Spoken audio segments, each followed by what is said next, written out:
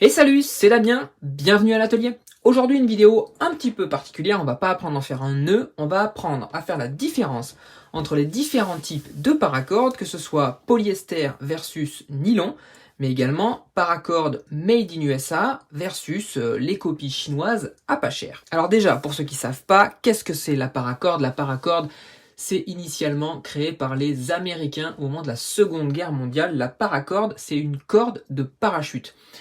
Les parachutistes, quand ils atterrissaient, ils coupaient, ils sectionnaient les cordes de leur parachute et ça leur permettait de récupérer une grande quantité de cordes pour divers usages. C'était vraiment une corde qui était utilitaire, pratique, très résistante et légère. La paracorde est devenue très populaire et on a décliné toute une gamme. Il existe de la type 4. Ici, là, j'ai de la type 3. On a de la type 2, mais j'ai aussi ici de la type 1 et de la microcorde. Donc différentes tailles, différentes gammes, différentes qualités. En termes de qualité, la plus courante, la plus fréquente, celle qu'on utilise le plus, c'est la paracorde de type 3. La type 3, elle est aussi appelée paracorde 550. Pourquoi 550 ? 550, en fait, c'est la résistance à la rupture. C'est 550 Libs en anglais. C'est une mesure anglo-saxonne. Ça correspond à peu près à 250 kg. Donc, pour casser cette corde, il faudrait une force de 250 kg. C'est comme ça qu'on voit les différentes qualités de paracorde. Alors, la paracorde, c'est quoi exactement ? C'est une gaine qu'on peut voir ici, qui enveloppe une âme, c'est la partie blanche qui est ici. L'âme, c'est 7 petits brins de nylon qui sont tressés par deux. Ça c'est l'âme, ça c'est la base, il faut avoir une âme à 7 brins doublés. Ensuite on a la gaine qui est juste au-dessus, et c'est là où on commence à avoir des différences. La gaine, ici on est sur du nylon, mais il existe aussi un matériau qui est beaucoup moins cher, c'est le polyester, comme on a ici. Alors ça, les cordes en polyester, on en trouve beaucoup sur les sites chinois, pour pas les nommer. Elle est pas chère parce qu'elle est en polyester, elle est pas en nylon, elle est aussi beaucoup plus molle, elle est moins dense que la pure nylon. Comment faire son choix? Comment choisir une bonne qualité de paracorde? Ça va dépendre évidemment de votre budget, mais ça va dépendre aussi de vos usages, de vos besoins. Ici, on a de la paracorde qualité US, donc on voit qu'il y a un tressage qui est très dense.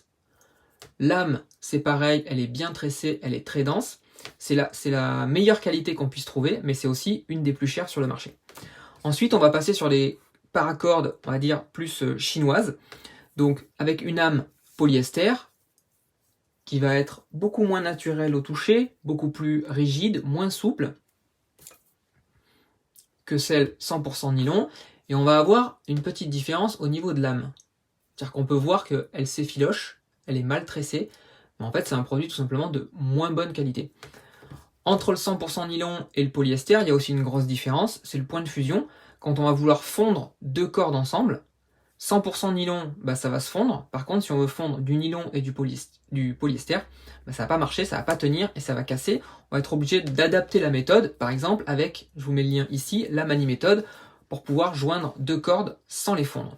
Donc forcément, elle coûte moins cher la polyester, mais elle est moins agréable à travailler, elle est moins jolie, elle a un côté moins naturel et moins souple à travailler que la 100% nylon. Et le dernier type la dernière qualité, on va dire, c'est celle qu'on peut trouver, pour pas les citer, dans les magasins pas chers qu'on trouve en France. Cette paracorde, elle est vendue, je crois, 1,50€ pour 15 mètres. Voilà, contre presque 1€ le mètre pour celle-ci. Sauf que vous voyez, déjà elle est un petit peu plus épaisse, elle est beaucoup plus molle au toucher, parce que tout simplement la gaine qui entoure, il y a moins de brins, donc le maillage est moins dense que sur une qualité US. Visuellement, on peut voir qu'elle est beaucoup plus terne, beaucoup plus mate, elle est moins jolie, moins brillante, moins luisante que la 100% nylon. Et dernier point, et pas des moindres, c'est l'âme. On voit que l'âme, en fait, elle n'est pas tressée. C'est juste un agglomérat de plein de petits brins. Je suis même pas sûr que ce soit du 100% nylon.